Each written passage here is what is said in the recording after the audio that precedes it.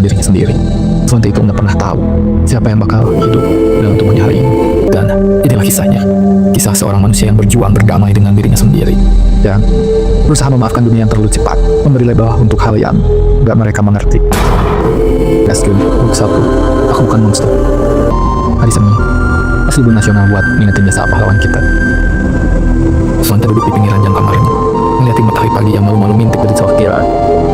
Alarm di ponselnya udah bunyi 10 menit yang lalu. Tapi dia nggak juga mati. Dia cuma duduk ngelamun di pojokan kamar. Kalian tahu nggak, di balik tatap Sonte itu ada pertempuran hebat yang lagi terjadi di dalam dirinya. Pagi ini, siapa aku hari ini? Bisiknya lirih. Pertanyaan itu muncul karena kadang dia bangun sebagai Sonte yang biasa. Dia masih bisa sengih, nyapa teman-teman, dan berusaha ngejelasin hidup seolah semuanya baik-baik aja. Tapi terkadang yang bangun bukanlah dia, bukan Sonte yang dia kenal, melainkan sosok yang lebih dingin, lebih tajam, dan lebih berbahaya. Dia genggam ujung selimutnya, keringat dingin basahi belapisnya. Dia tahu kepribadian itu muncul bukan tanpa sebab. Dia tahu kapan dia mulai merasa dirinya terpecah, karena waktu dan pengalaman udah ngajarin, bikin dia paham dan bikin dia mengenali sisi lain dari dirinya. Kehidupan Sonte di sekolah. Di sekolah, Sonte dikenal sebagai sistem dia nggak populer, tapi juga nggak sendirian banget.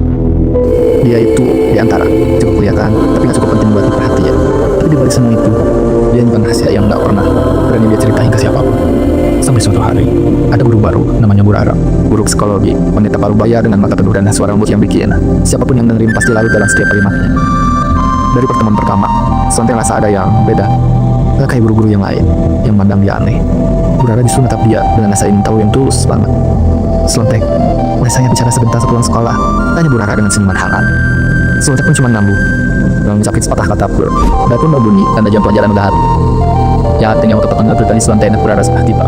Sonte pun beranjak dari bangku dengan kelas menuju ruang musuh. Bu Rara udah duluan sampai dan duduk rapi, menyambut kedatangan Sonte dengan senyuman. Sonte duduk di ruang musuh. Suasana hening sejenak. Sonte cuma diam menunggu Bu Rara mencahin suasana, entah dengan pertanyaan atau pernyataan. Setelah heningan cukup lama, penantian pun berakhir pas Bu Rara bilang, "Aku membaca esai kamu minggu lalu tentang manusia yang hidup dalam dua dunia. Ibu merasa ceritanya sangat personal." Sonte pun nunduk. Dia nggak bermaksud menulis cerita tentang dirinya, tapi entah kenapa tangannya menulis sendiri tentang dua suara dalam kepalanya, tentang perasaan yang saling bertolak belakang, tentang malam-malam pas dia ngenalin dirinya sendiri. Sonte ucap Ibu Rara dengan nada lembut. Bu Rara berhenti sejenak, yang bikin Sonte sedikit cemas, karena dia nggak mau dapat pertanyaan yang terlalu personal. Suasana kembali hening. Kira-kira kalian bakal nambah Bu Rara mau nanya apa?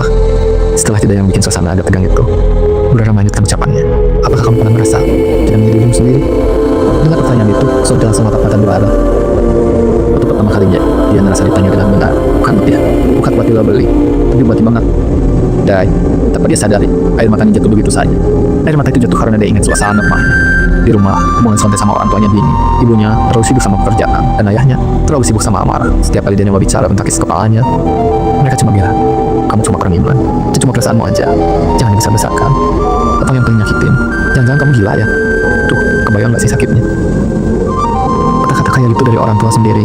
Coba deh, kalau kalian di posisi Sonte, apa yang bakal kalian lakuin? Sebenarnya Sonte pernah menjelaskan tentang malam-malam di mana dia merasa tubuhnya bergerak sendiri, tentang saat-saat di mana dia bicara, tapi suaranya bukan miliknya. Tapi semuanya sia-sia. Orang tuanya terlalu cepat menilai, terlalu cepat ngasih label tanpa nyoba memahami dan melihat dari sudut pandang suami. Dan setiap kali itu terjadi, sisi lain dari dirinya makin kuat, karena air matanya terus ngalir dan Sonte kelihatan makin larut dalam kesedihannya. Bu Rara pun akhirnya ngentin pertanyaannya dan cuma meluk Sonte buat menenangin dia. Lihat Sonte yang sulit nahan air matanya, Bu Rara mutusin buat ngasihin obrolan mereka hari itu. Di sepanjang jalan pulang, Sonte masih mikirin tentang dirinya dan sisi lain dari dirinya. Itu bukan Sonte. Sonte nggak mengenalnya, meski dia ada di dalam pikirannya, dalam alam bawah sadarnya yang jelas. Dan ketika dia muncul, dunia jadi lebih gelap. Tatapan Sonte jadi tajam, kata-katanya lebih kasar.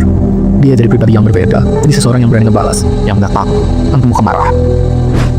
Dan karena sosok itu mulai sering muncul, bahkan di sekolah, itu bikin beberapa teman mulai jauhin dia. Mereka bilang, Sonte nyeremin. Ada yang bilang juga dia aneh, bahkan ada yang nyebarin rumor kalau dia kerasukan. Padahal itu adalah sisi lain dari Sonte yang bahkan Sonte sendiri nggak pernah pengen sisi itu muncul. Sonte juga belum ngerti siapa itu, kenapa kayak gitu, dan gimana cara biar itu nggak muncul. Saat ini, Sonte cuma pengen dimengerti. Dia pengen seseorang, siapapun itu, dia cuma pengen ada seseorang yang nanya, "Kamu baik-baik aja?" Ya, cuma sebuah pertanyaan tanpa diri ngerasa takut. Tapi semua Semua orang terlalu sibuk natap dia seolah dia bukan manusia. Cuma tetap pandang label-label dari lingkungannya yang terus menemani waktu Swante akhir-akhir ini. Nggak ada satupun tangan yang meraih isi hatinya, dan Swante butuh diselamatkan, bukan malah ditenggelam dengan ketidakpahaman dan penilaian dangkal terhadap dirinya. Karena lingkungan yang nggak paham dan gak nyoba mengerti kondisi Swante, itu bikin Swante makin jatuh jauh ke dalam lubang kegelapan. Pada malam tertentu, Swante sering duduk di depan cermin kamarnya. Berkali-kali dia bertanya, siapa kau? Pada pantulan dirinya sendiri di cermin, menurut pandangan Swante, peran cermin seolah membalas dengan senyum sinis, karena menahan air mata. Tapi satu hal yang selalu terasa jelas, itu dia sedang berbicara pada sisi lain dari dirinya yang tak pernah dia minta buat ada. Dan setiap malam, dia bertanya, apa aku monster? Dan setuju gak sih kalau lingkungan kita sering banget terlalu cepat menghakimi, terlalu cepat takut sama apa yang mereka gak ngerti? Dan Swante bukan satu-satunya yang hidup dalam perang batin. Di luar sana, ada banyak jiwa yang terpecah, yang tersesat dalam stigma dan semua akibat dari malasnya masyarakat buat belajar hal-hal yang mereka gak ngerti. Tulisan buruk yang seakan udah jadi budaya, itu terlalu mudah menyalahkan, terlalu mudah melabeli orang lain dengan pemikiran sendiri tanpa yoga. Tapi soalnya dirinya paling ngerti dan paling tahu, ini sangat merugikan orang-orang berkebutuhan khusus kayak Swante. Padahal mereka yang kayak Swante itu bukan harus dijauhi. Justru mereka butuh dirangkul, dimengerti, dan diajak berbaur, biar mereka nggak makin tenggelam oleh sisi lain dari dirinya. Dan nanti jadi seperti itu justru karena perilaku masyarakat yang secara nggak langsung ngebully dengan ngasih stigma negatif, labelin, dan menjauhin. Akhirnya penandai dalam batinnya kalau dia adalah orang jahat, persis kayak yang distigmakan lingkungannya, sehingga perlahan itu memicu dirinya jadi sosok yang dikeruhkan pada dirinya. Dan pertanyaan besarnya adalah, apakah kamu akan jadi bagian dari orang-orang yang menatap mereka dengan takut dan jijik? Atau kamu akan jadi seseorang yang berani bertanya, kamu baik-baik aja? To be continued. Berikutnya, suara dari dalam. Gimana? Sampai sini cerita Swante benar-benar bikin kita mikir, Bang. Biasanya sakit banget kan, kalau kita dicap dan dihakimi tanpa ada yang mencoba ngerti. Pelajaran apa yang kalian dapetin dari podcast ini? Kira-kira apa yang bakal terjadi sama Swante di bab berikutnya? Bakal ada suara dari dalam apa lagi yang bakal muncul? Jangan lupa tulis semua opini, teori, dan juga pengalaman kalian